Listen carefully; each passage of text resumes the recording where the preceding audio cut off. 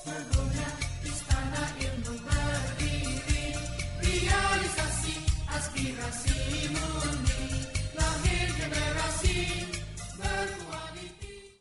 Hi, my name is Jacqueline and I will start the video with the introduction of anemia. So, what is anemia?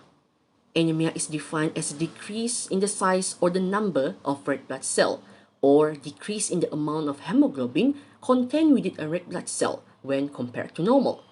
As a result, the blood is unable to provide adequate oxygen to the tissue for proper metabolic function, resulting in tissue death.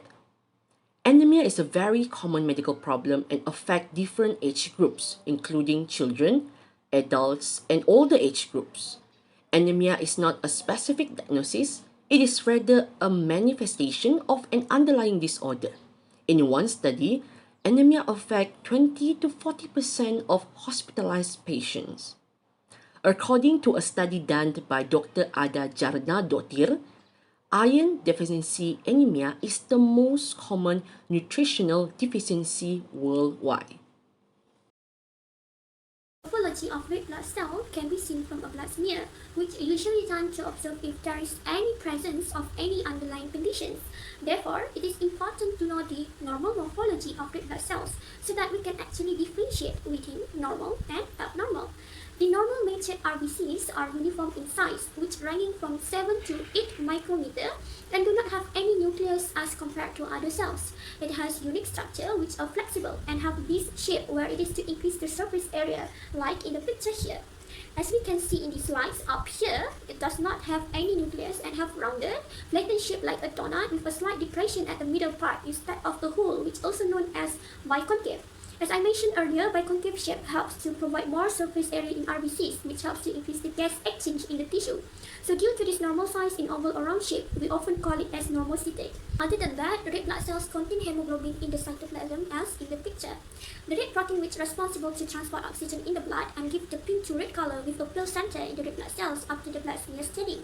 Due to this normal color, we often say that red blood cells are normochromic. So the normal red blood cells have two important keys, which are normochromic and normocytic. Next is the function of normal red blood cells. As we know, in the cytoplasm of RBCs, it has hemoglobins there which helps to carry the oxygen molecules. By these features, it explains that RBCs helps to aid in gas transport and exchange. It helps to transport oxygen in the blood. Then when the oxygen has been delivered into the tissue will produce carbon dioxide, right? Again, red blood cells will bring carbon dioxide away from each of the cells. And other than that, blood helps in regulation purpose, where it helps to maintain homeostasis by regulating internal body pH and temperature as well as the water content in our bodies. Assalamualaikum, I'm SYARAFUDDIN. I will explain about the factors of regulation erythropoiesis. Factors of regulation erythropoiesis is hormonal control, which is erythropoietin that stimulate the formation of erythrocyte. The drop in normal blood oxygen levels that trigger the erythropoietin formation can result from reduced number of red blood cells due to hemorrhage, which is the bleeding or excessive red blood cell destruction. Second, insufficient hemoglobin or as in iron deficiency. Third, reduced ability of oxygen, as might occur at high altitudes or during anemia. Too many erythrocytes or excessive oxygen in the bloodstream depress erythropoietin production. Next is dietary requirements. The raw materials required for erythropoiesis include the usual nutrients and structural materials such as amino acids, lipid, and carbohydrates. Iron is essential for hemoglobin synthesis. Iron is available from the diet, and intestinal cells precisely control its absorption into the bloodstream in response to changing body source of iron. 2B complex vitamin, which is the vitamin B12 and folic acid, are necessary for normal DNA synthesis. Even slight deficit jeopardize rapidly dividing cell populations such as developing erythrocyte. Now, let's see the main stimulus for erythropoiesis, which is the hypoxia in decreasing the oxygen carrying capacity of blood. Normally, erythropoiesis and red blood cell destruction proceed at roughly the same pace. If the oxygen carrying capacity of the blood falls because erythropoiesis is not keeping up with red blood cell destruction, a negative feedback system steps up red blood cell production. The control condition in the amount of oxygen delivered to the body and also the kidney. Cellular oxygen deficiency, called hypoxia, may occur if too little oxygen enters the blood. For example, the lower oxygen content of air at high altitudes reduce the amount of oxygen in the blood. Oxygen delivery may also fall due to anemia, which have many causes. For instance, lack of iron, lack of certain amino acids, and lack of vitamin B12. Circulatory problems that reduce blood flow to tissue may also reduce oxygen delivery. Whatever the cause, hypoxia stimulates the kidney to step up the release of erythropoietin, which speeds the development of pro-erythroblasts into reticulocytes in the red bone marrow.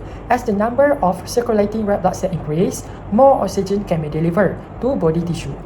Now let's hear from ZHANG for etiology of anemia. Thank you. Anemia is not a separate disease entity, but a clinical syndrome that is secondary to a variety of diseases, and its etiology and pathogenesis can be summarized into three categories: reduced or insufficient red blood cell production, excessive red blood cell destruction, and blood loss. What are the causes of anemia? 1. Red blood cell production is insufficient or reduced. The production of red blood cell depends on three main factors: hematopoietic cells and regulatory factors. Abnormal hematopoietic cells cause anemia. The number of stem cells is reduced or the quality is defective, and the bone marrow is ineffective in hematopoietic. Damage to hematopoietic cells caused by tumor radiation or chemotherapy. Bone marrow metastasis in various tumors can result in a reduction in effective hematopoietic cells in the bone marrow. Abnormal hematopoietic microanemias and regulatory factors lead to anemia. Hematopoietic microanemias provides the necessary condition and places for hematopoietic stem cell differentiation, develop and maturation. But because of the complexity of its simulation, its exact meaning in anemia is not known. 2. Lack of hematopoietic substance.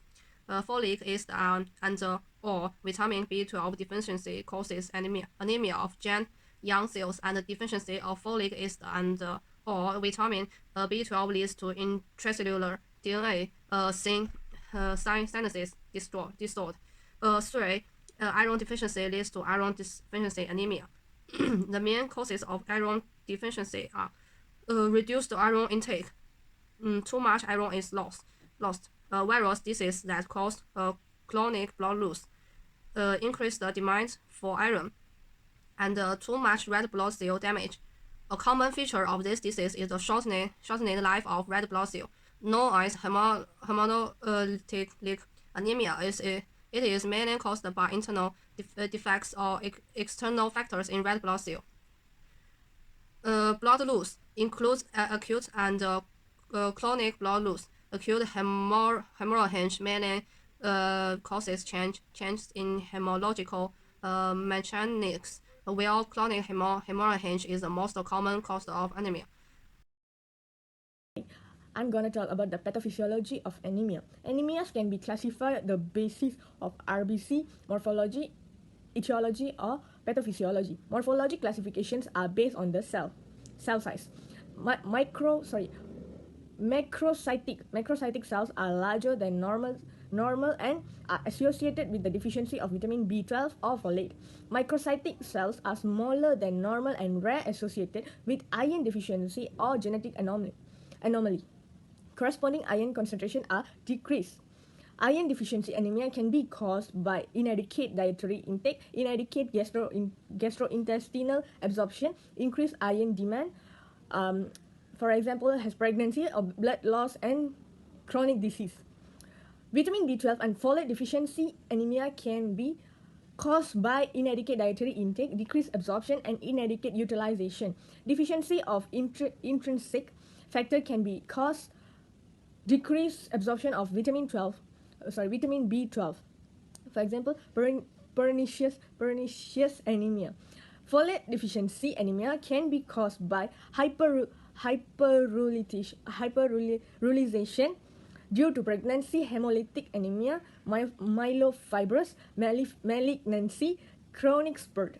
The drugs can cause anemias by reducing absorption of folate, for example, phenytoin, or by interfering with corresponding metabolic pathways, for example, methotrexate.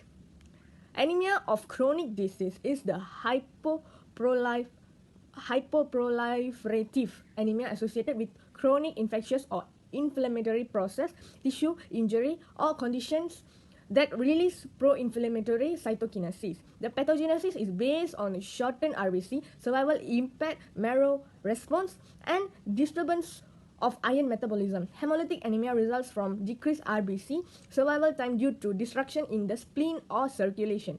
The most common etiologies are RBC membrane defects such as hereditary spherocytosis, altered hemoglobin solubility and stability, for example, sickle cell anemia and thalassemia, and changes in intercellular metabolism. So that's all for pathophysiology of anemias. Symptoms of anemia in different systems. Skin, mucous membranes and their appendage, neuromuscular systems, respiratory circulation, several anemia, digestive system, urological system, woman of childbearing age experience menstrual cycle disorders, increased menstruation, decreased or aminocytist. Several anemia can cause the reduced sexual function. Exocrine immune system. Long-term anemia will affect the thyroid gland, adrenal gland, pancreatic function. The body's immune function is low, easy to infect. Now we are moving on to the investigation and diagnosis of anemia. To diagnose anemia, the doctor is likely to ask the patient about their medical and family history, perform a physical exam, and run some kind of test. And commonly, the doctors will proceed with the complete blood count, which also known as CBC. A CBC is used to count the number of blood cells in the sample of the patient's blood. For anemia, the doctor will likely to be interested in the levels of the red blood cell contained in the patient's blood, which also known as hematocrit, and the hemoglobin in their blood. Normal adult hematocrit values vary among medical practices but are generally between 40% to 50% for men and 35% to 43% for women.